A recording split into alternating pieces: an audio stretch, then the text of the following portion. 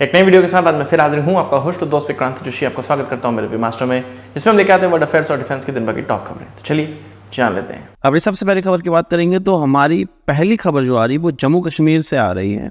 जम्मू कश्मीर में generally SSP या SP हम लोग जानते हैं कि आईपीएस ऑफिसर्स होते हैं या प्रमोट करके कोई पुलिस के अधिकारी बनते हैं, एसएसपी और एसपी। और इसमें एक नई चीज अब हुई है, इंडियन आर्मी के कर्नल को बना दिया गया है एसएसपी और इनको एसएसपी बनाया गया है ट्रेनिंग एंड स्पेशल ऑपरेशंस का, जम्मू कश्मीर पुलिस का। पूरी खबर समझिए।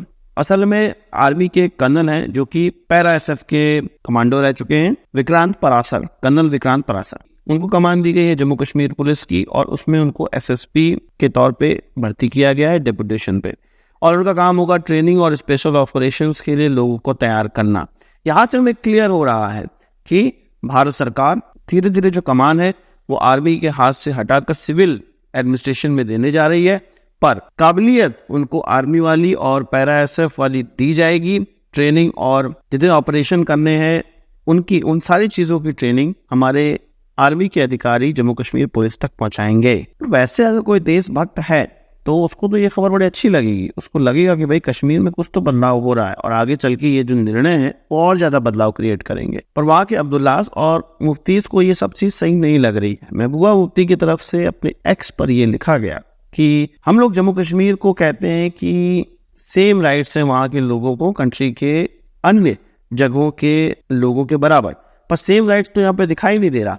यहाँ पर जम्मू कश्मीर पुलिस में एक कर्नल का क्या काम, उसको एसएसपी क्यों नियुक्त किया गया है, क्यों इस तरह का एडमिनिस्ट्रेटिव ऑर्डर निकाला गया है। तो समझ में आ रहा है कि महबूबा मुफ्ती को दर्द हो रहा है। महबूबा मुफ्ती के लिए कमेंट जरूर लिखिएगा। बात कर लेते हैं राफेल एम की। आपको पता है कि हमारे इंडियन नेवी ने राफेल एम को चुन लिया है। आईएनएस विक्रांत में इसी को ऑपरेट किया जाएगा और इसका प्राइस नेगोशिएशन चल रहा था।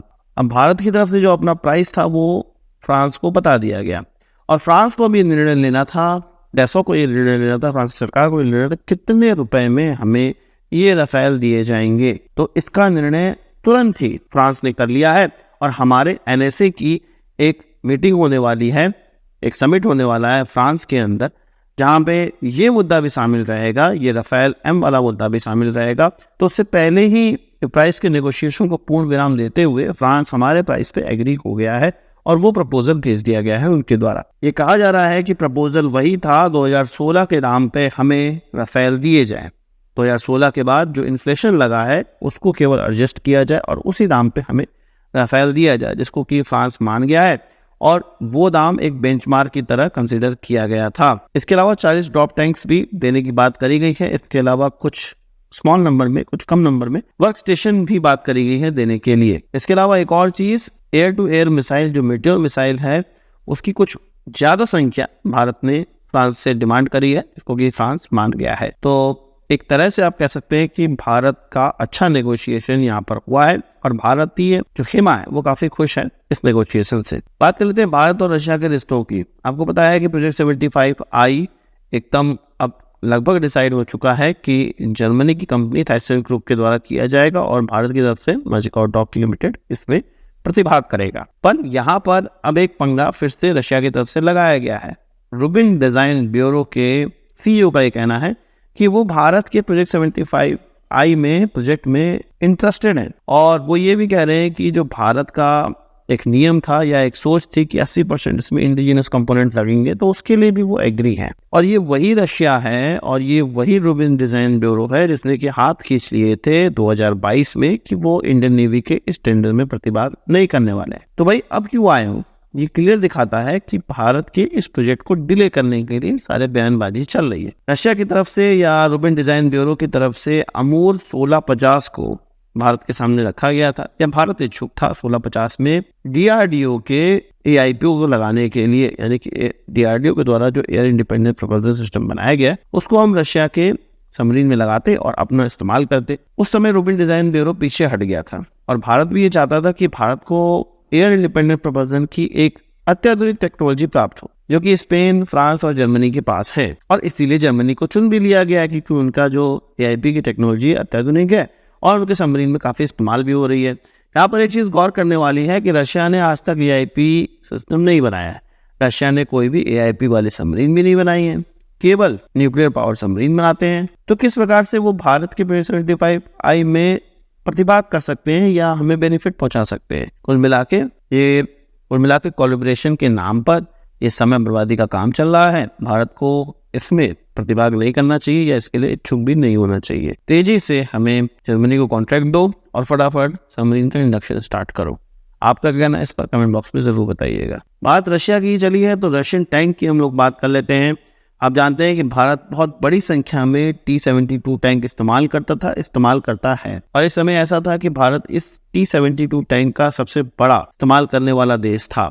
अब धीरे धीरे इनकी संख्या कम हो गई है या हम इनको T-90 टैंक से रिप्लेस कर चुके हैं, पर अभी भी 2500 की संख्या में T-72 टैंक भारत इस्तेमाल करती है, जिसको कि अभी कुछ दिनों पहले खबर आई थी कि धीरे धीरे भारत फेज आउट कर रहा है और इसमें कुछ अपग्रेड करके इसको अफ्रीकन देश या मिडिल ईस्ट की कंट्री या साउथ ईस्ट एशियन कंट्रीज जो कि इसके लिए इच्छुक हैं उनको दे देगा, उनको बेच देगा। पर अब कुछ डिफेंस जानकारों का और सीनियर ऑफिशियल्स का ये कहना है कि भारत को इस सोच समझ के ये टैंक पहुंचाने चाहिए। कहीं ऐसा ना हो कि किसी सेल कंपनी को ये टैंक भेज दिए जाए और वो सेल कंपनी इसको यूक्रेन तक पहुंचा दे। पर मेरा यहाँ पर मानना ये है और मैं आपको ये बताना चाहता हूँ, जो फ्यूचर रेडी कॉम्बैट व्हीकल होगा उसके आने के बाद ही ये टैंक की बिकवाली स्टार्ट होगी या उस समय तक ही इसको अपग्रेड किया जा सकता है। पर अब फ्यूचर रेडी कॉम्बैट व्हीकल आने में भी काफी समय लगने वाला है, 3-4 साल 5 साल तो लग ही जाएंगे और मुझे नहीं लगता कि उस समय तक रशिया यूक्रेन युद्ध चलेगा। अगर बातचीत का माहौल बने तो 6 महीने में ही ये युद्ध खत्म हो सकता है। तो जब तक भारत का ये डिसीजन होगा या भारत के द्वारा ये टैंक भेजे जाएंगे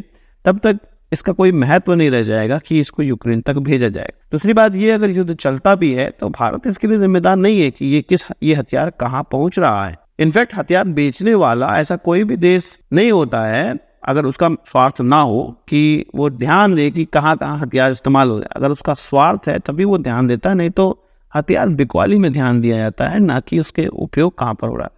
अगर ये सब चीजों पे ध्यान ही दिया जाता तो विश्व में युद्ध होते नहीं, युद्ध करवाए जाते हैं क्योंकि हथियारों की बिक्री होनी है। खैर वो अलग बात है, वो एक मॉरल वाली अलग बात है। भारत को बहुत ज्यादा इस सब चीजों पे ध्यान देना चाहिए। हमें हथियार बेचने हैं, उपयोगकर्ता जहां इसका उपयोग चाहे कर ले, पर हाँ भारत का इसमें कोई इंटरेस्ट गड़बड़ नहीं होना चाहिए। आपका इस पर क्या कहना है कमेंट बॉक्स में जरूर बताइएगा। आज की इस वीडियो के लिए बस इतना ही। आशा करता हूँ वीडियो पसंद आया होगा। अब इसके बड़ा थोड़ा सा जोड़ देंगे। इस वीडियो से संबंधित सवाल से जाओ कमेंट बॉक्स में जरूर लीजिएगा और यदि आपने हमारे चैनल सब्सक्राइब नहीं किया कर लीजिए क्योंकि हम इस प्रकार की वीडियो लाते रहते हैं। नमस्कार, थैंक यू, जय हिंद।